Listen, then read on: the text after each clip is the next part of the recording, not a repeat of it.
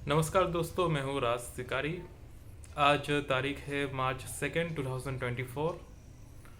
बात शुरू करते हैं एक कहानी से। कहानी कुछ इस प्रकार है कि एक आदमी था। उसने बहुत मेहनत से एक कार बनाई। कार उसने बहुत खून पसीना बहाया, बहुत संघर्ष किया। उस कार को चोरों से बचाया कि इस कार को कोई चोरी ना कर ले, इसको कोई नुकसान ना पहुंचाए। और उसने उस कार को एकदम सालों तक बचा के रखा ताकि उस कार का एक दिन अच्छे से मार्केट वैल्यू उसे मिले या फिर उसे मार्केट में उतारा जाए। अब जब मार्केट में उस कार को उतारने का समय आया, एक आदमी आता है उसके पास। वो आदमी उसे कहता है कि तुम्हारी कार तो बहुत बढ़िया है, एक काम करता हूं, मैं पहले इसकी टेस्ट ड्राइविंग करता हूं। तो जो मालिक होता है कार का, वो मान जाता है कि ठीक है भाई, तुझे टेस्ट ड्राइविंग करनी है तो कर ले टेस्ट ड्राइविंग, कौन सी बड़ी बात है। तो वो अपनी सालों की मेहनत की कार, जिसमें उसने खून पसीना लगाया, मेहनत लगाई, संघर्ष किया, पढ़ाई लिखाई, बहुत कुछ किया, और आखिर में जो कार बना के तैयार की वो उस आदमी को टेस्ट ड्राइविंग के लिए दे दी। अब वो जो आदमी था, उसकी मनसा जो थी वो शुरुआत से कार खरीदने की नहीं थी। उसकी इच्छा कार खरीदने की बिल्कुल नहीं थी। उसकी इच्छा थी केवल कार का उपयोग करना। वो कार लेके जाता है, कहने के लिए उसे आधे घंटे में या 15-20 मिनट में उस कार को लौटा लेना चाहिए था। मगर वो आदमी जब कार लेके चला जाता है तो वो हफ्ता हफ्ता भर, महीना महीना भर कार लेके वापस आता ही नहीं। अब जो यहाँ कार का जो मालिक है वो परेशान हो जाता है कि मेरे इतने सालों की मेहनत का अब मैं क्या करूं, वो तो लेके चला गया। कुछ महीनों के बाद वो आदमी कार को लेके आता है, मगर उस कार का सत्यानाश कबारा कर चुका होता है वो आदमी, क्योंकि उसे खरीदनी तो थी नहीं। उससे केवल उसका उपयोग करना था, भोग विलास करना था, जो कि उसने किया। और अब वो उस कार को कबारे के दाम में उसे वापस दे के जा रहा है, कह के कि तुम्हारी तो कार बेकार है, तुम्हारी कार की तो वैल्यू ही नहीं है, इससे तो मार्केट में कोई खरीदेगा ही नहीं। और वो उसे टेस्ट ड्राइविंग के बहाने उस कार को वापस चिपका के चला गया कि भाई मुझे तो कोई इंटरेस्ट नहीं है इसमें, मैंने देख ली, इसे चला के बात खत्म। ये थी एक कार और उसके मालिक की कहानी। अब मैं कहूँ कि यही कहानी अगर हमारे धर्म के साथ हो रही है, तो हमारा जो धर्म है उसके साथ कुछ पॉलिटिकल पार्टियां इसी प्रकार खिलवाड़ कर रही है। ये पॉलिटिकल पार्टियां जिनका कोई बेस नहीं है, जिनका कोई आइडियोलॉजी नहीं है, जिनका कोई धर्म समाज कुछ भी नहीं है, इसके कुछ समर्थक, नेता कभी नहीं कहता कि मैं इस धर्म का समर्थक हूं या मैं इस धर्म की पार्टी वाला हूं। इसके जो समर्थक होते हैं चिलगोजे टाइप, ये लोग उछल उछल के कहते हैं कि ये हमारा धर्म वाला नेता है, ये पार्टी हमारा धर्म का भला करेगी। और फिर ये लोग उसे अंध समर्थन करने लग जाते हैं। जो इसके विरुद्ध जरा सा भी कुछ बोलता है या पूछता है, उसे ये लोग चुप करा देते हैं, उसे गंदी गंदी गालियां देते हैं, उस पर रिपोर्ट करते हैं और उसके अकाउंट वगैरह सब उड़ा देते हैं, उस पर पुलिस कंप्लेंट वगैरह सब कुछ करवा के उसे चुप करवा देते हैं। क्योंकि इनके लिए इनका नेता सब कुछ है, इनके लिए इनका पार्टी सब कुछ है, और इन्हें लगता है कि इनका नेता और इनकी पार्टी इनके धर्म के लिए बहुत बढ़िया काम कर रहे हैं। मगर जब कोई इन्हें फैक्ट दिखाए, जब कोई इन्हें हकीकत दिखाए कि तुम्हारी पार्टी ने और तुम्हारे नेता ने तो अपने धर्म के लिए कुछ नहीं किया, अपने धर्म से तो ज्यादा उसने बाकी धर्म के लिए कर दिया, जो कह के आए थे उसका अपोजिट कर दिया तुम्हारे नेता ने, तो क्योंकि भाई सबका साथ, सबका विकास चाहिए, सबका वोट भी तो चाहिए। तो जब तुम ये चीजें कहोगे उसे, तो ये जो अंध समर्थक लोग हैं ये बौखला जाते हैं, ये आपके साथ गाली गलौज करेंगे, आपको कहेंगे कि आप विदेशी है, आप एक खास समुदाय के हैं, आप एक अलग पार्टी के लोग हैं, आप पे कुछ ना कुछ आरोप लगा के वो आपको चुप करवा देंगे। और इस तरीके से ये जो एक नया संप्रदाय खड़ा हुआ है हमारे देश में, एक राजनीतिक संप्रदाय, ये इस तरीके से एक हमारे हिंदू धर्म का अपमान करवाता है किस तरीके से, उस पर मैं आगे आता हूं। तो इनके लिए इनका मानना है कि इनका नेता जो भी करता है बिल्कुल सही करता है, इसीलिए ये लोग बाकी सभी मुद्दों पे चुप्पी साध लेते हैं। फिर चाहे वो बेरोजगारी का मुद्दा हो, महंगाई का मुद्दा हो, कुपोषण का मुद्दा हो, महिला सुरक्षा का मुद्दा हो, या फिर महिला वर्कफोर्स पार्टिसिपेशन का मुद्दा हो, हर किसी पे ये लोग चुप्पी साध लेते हैं। इन सब मुद्दों पे ये नहीं बोलेंगे। ये लोग कहेंगे सब बढ़िया है, इस पे बोलने की जरूरत ही नहीं, ये तो मुद्दा है ही नहीं, इस पे कोई बोलने की क्या जरूरत है। किसान की बात हो, बेरोजगार छात्रों की बात हो, महिलाओं की बात हो, बच्चों में कुपोषण का बात हो, ये सब तो कुछ है ही नहीं इनके लिए। ये लोग इन पे चुप्पी साध लेते हैं। क्यों? क्योंकि इन्हें लगता है कि इनका नेता इनके धर्म का बहुत भला कर रहा है, और इसी प्रकार ये लोग अपने धर्म का, हिंदू धर्म का नुकसान करवाते हैं। क्यों? क्योंकि जब एक पार्टी और एक नेता किसी धर्म का उपयोग करते हैं ना, तो फिर वो उस धर्म को बदनाम भी करते हैं। अगर उस पार्टी, उसके सरकार में अगर कुपोषण है, बेरोजगारी है, महिला सुरक्षा के मुद्दे हैं, बाकी सब मुद्दे हैं, तो बाकी जो अपोजिट विचारधारा के लोग हैं उन्हें टारगेट करने के लिए मौका मिल जाता है कि यह हिंदू धर्म वाली पार्टी है, यह हिंदू धर्म वाले नेता है, इनकी सरकार में यही होता है, इनकी सरकार में तो ऐसा ही होगा, इनकी सरकार में तो तुम बेरोजगार रहोगे, इनकी सरकार में तो महिला सुरक्षा नाम की कोई चीज नहीं है।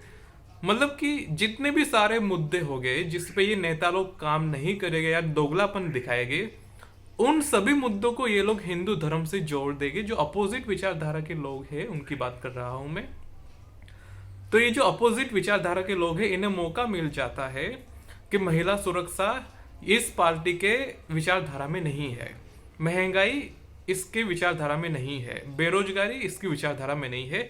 तो कहने के लिए पार्टी के नेता दोगले हैं, पार्टी के विचारधारा दोगली है, मगर बिल किसके नाम पे फटता है? बिल फटता है हिंदुत्व की राजनीति पे। हिंदू धर्म की राजनीति को बदनाम किया जाता है ऐसे लोगों के द्वारा। और ये क्यों होता है? क्योंकि कुछ जो अंध समर्थक है वो बेरोजगारी पे नहीं बोलेंगे, वो महिला सुरक्षा पे नहीं बोलेंगे, वो किसानों पे नहीं बोलेंगे, वो चुप रहेंगे, उन पे कहेंगे कोई प्रॉब्लम की बात ही नहीं है। और फिर जो अपोजिट आइडियोलॉजी के लोग हैं, लेफ्ट वगैरह जो भी है, कम्युनिस्ट वगैरह, उन्हें इस सब चीज पे कहने का मौका मिल जाता है कि देखो हिंदुत्व वाली राजनीति में यही होता है, हिंदुत्व वाली राजनीति में तो ऐसा होता है, फलाना होता है। और फिर इसका बहाना लेके जो सीधे साधे लोग हैं, जो भोले भाले लोग हैं, उन्हें बरगलाया जाता है कि तुम्हें हिंदू धर्म की राजनीति को सपोर्ट नहीं करना है। और जो बेचारा परेशान आदमी होता है उसे भी यही लगता है कहीं ना कहीं कि हाँ भाई, हिंदू धर्म की राजनीति में तो कोई दम है ही नहीं, वहाँ पे तो बेरोजगारी है, वहाँ पे तो महिला सुरक्षा की प्रॉब्लम है, वहाँ पे तो किसान की समस्याएं हैं, वहाँ पे तो महंगाई है, रोजगार की प्रॉब्लम है। तो जो एक सामान्य आदमी होता है वो यही सोचता है कि हिंदू धर्म की राजनीति में तो ऐसी प्रॉब्लम है, इसे क्यों सपोर्ट करे। तो ओवरऑल आपकी जो धर्म की आइडियोलॉजी थी उसका नुकसान कर दिया आपने। जबकि इन सभी मुद्दों की इक्वल वैल्यू है। ये जो बेरोजगारी का मुद्दा है, महिला सुरक्षा का मुद्दा है, महंगाई का मुद्दा है, ये एक कॉमन मुद्दा है। इस पे हर किसी को बोलना चाहिए, इस पे हिंदू धर्म वालों को भी बोलना चाहिए, सबको बोलना चाहिए, जो भी राजनीति करते हैं उन सभी को बोलना चाहिए। मगर क्योंकि ये लोग चुप रह जाते हैं, इसीलिए जो बिल फटता है वो हिंदू धर्म की राजनीति में फटता है कि हिंदू धर्म की राजनीति में ही खराबी है। और जो मुद्दे होते हैं, जो बाकी जरूरी मुद्दे होते हैं, महंगाई के, बेरोजगारी के, महिला सुरक्षा पे, उस पे बाकी लोग राजनीति करने लगते हैं। जब वो लोग राजनीति करने लगते हैं, बाकी पार्टी के लोग, बाकी विचारधारा के लोग इस पे राजनीति करते हैं, तो फिर वो अपना एजेंडा भी इस पे घुसा देते हैं। वो इस पे अपना एजेंडा घुसा देते हैं, जिसमें धर्मांतरण भी आ जाता है, जिसमें लव जिहाद भी आ जाता है, बाकी कितने ही मुद्दे आ जाते हैं, वो लोग चुपके से घुसा देते हैं और कहते हैं कि देखो ये तो है ही नहीं, ये तो है, एग्जिस्ट करता ही नहीं है, हमारे देश में धार्मिक बंटवारा हुआ ही नहीं है, हमारे देश में कट्टरता है ही नहीं, हमारे देश में धर्म परिवर्तन जैसा कुछ है ही नहीं। तो जब इन सब मुद्दों पे आप चुप्पी साधे रहेंगे, तो जो अपोजिट पार्टी के लोग हैं, अपोजिट विचारधारा के लोग हैं, वो इन सब मुद्दों को हाईजैक कर लेंगे, कहेंगे कि ये तो हमारा मुद्दा है, इस पे तो हम बोलेंगे। और जब वो बोलेंगे तो उसके साथ बाकी सारे मुद्दों को भी वो घुसा देंगे अंदर, चुपके से कि भाई इस देश में कट्टरता नहीं है, इस देश में ध्रुवीकरण नहीं है, इस देश में धर्म परिवर्तन नहीं है। इन सब चीज़ों को फिर नॉर्मलाइज कर दिया जाता है, इन सब मुद्दों को फिर साइड में दबा दिया जाता है। कहा जाता है कि ये सब तो कुछ है ही नहीं, इसलिए मोहब्बत की दुकान खोलते हैं और चलो सब हमें वोट दो। इस तरीके के फिर घटिया राजनीति वहाँ पे शुरू हो जाती है। क्यों? क्योंकि जो आपकी राइट विंग पार्टियां है, आपके जो राइट विंग पार्टी के समर्थक है, वो थाली में परोस के इन सब मुद्दों को दे देते हैं अपोजिशन पार्टी को। अभी हाल में आप देखेंगे वर्तमान में तो अपोजिशन पार्टी अब बेरोजगारी के मुद्दे पे, महंगाई के मुद्दे पे, महिला सुरक्षा के मुद्दे पे खुल के बैटिंग कर रही है। फिर चाहे वो कांग्रेस हो, कोई भी पार्टी हो, खुल के बैटिंग कर रही है इन सब मुद्दों पे। क्यों? क्योंकि आपने थाली में परोस के इन सब मुद्दों को दे दिया। वहां पे आपने न्यूट्रलिटी, अपना स्टैंड, अपनी ईमानदारी वहां पे नहीं दिखाई। आपने वहां पे अपना दोगलापन दिखाया, हिपोक्रेसी दिखाई। तो जब आप हिपोक्रेसी दिखाएंगे तो नुकसान तो होगा आपका। आपका नुकसान हो कोई बात नहीं, मगर मेरे हिंदू धर्म का नुकसान हो, मेरे हिंदुत्व का नुकसान हो, ये बहुत बड़ी नुकसान की बात है। क्योंकि अगर आप इसे बदनाम करते हैं तो भविष्य में लोग इस पे कभी वोट देने से भी कतराएंगे कि भाई अगर हम इस पे वोट देंगे तो फिर से वही चीज आ जाएगी जो पहले ये एक पार्टी के लोग करके गए थे, जो एक पार्टी के लोग रायता फैला के गए थे। ऐसी ही चीजें हमें देखने को मिलेगी। इसलिए हो सकता है कि भविष्य में भी लोग हिंदुत्व की राजनीति पे कभी वोट ना दे। तो इसलिए मैं कहता हूं कि हिंदू धर्म का अगर नुकसान किया है तो इन पार्टी के समर्थकों ने और इन पार्टियों ने किया है, जो कि सबका साथ सबका विकास की बात करती है और फिर जब वोट लेना आता है तब जय श्री राम चिल्लाती है। आपको ये बात समझनी पड़ेगी, ये बात जाननी पड़ेगी कि हमें अपने राजनीति को, हिंदुत्व की राजनीति में सब कुछ है। हिंदुत्व की राजनीति कोई पार्शियल राजनीति नहीं है कि भाई इसमें महिला सुरक्षा नहीं हो सकती, इसमें बेरोजगारी नहीं हो सकती, इसमें महंगाई नहीं हो सकती, इसमें कुपोषण नहीं हो सकता। ये एक होलसम पॉलिटिक्स है। इसमें आपको सबका ध्यान रखना पड़ेगा, इसमें आप किसी को निकाल नहीं सकते। अगर आप ऐसा करते तो आप केवल इसका फायदा उठा रहे हो और कुछ नहीं। तो अगर आप सावरकर का हिंदुत्व पढ़े, अगर आप किसी का भी हिंदुत्व पढ़े, बहुत मॉडर्न और लिबरल हिंदुत्व है। वहाँ पे अच्छी खासी पढ़ाई लिखाई की, अच्छी खासी आधुनिकता की सारी तरीके की चीज़ें आपको बताई गई है। अगर आप सावरकर का हिंदुत्व पढ़े, उससे पालन करें, तो वहाँ पे एकदम आधुनिकता के बारे में दिखाया गया है कि आधुनिक हिंदुत्व कैसा होना चाहिए। मगर लोग मानेंगे नहीं, वो लोगों को जात पात करना है, लोगों को महिला सुरक्षा के मुद्दों पे चुप्पी साधनी है, किसानों पे चुप्पी साधनी है, बेरोजगारी पे चुप्पी साधनी है। लोगों को आज भी पुराने बाबा आदम के विचार रखने हैं।